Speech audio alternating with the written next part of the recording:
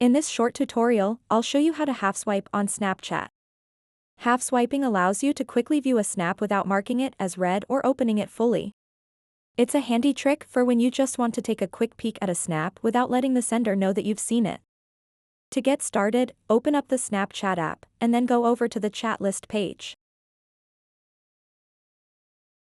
What you want to do now is find the person that you want to half swipe. Once you've found them, tap on their profile picture on the left and drag it to the right side without lifting your finger or letting go.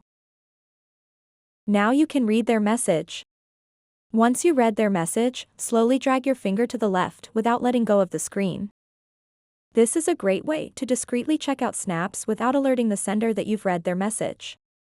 So that wraps up this tutorial.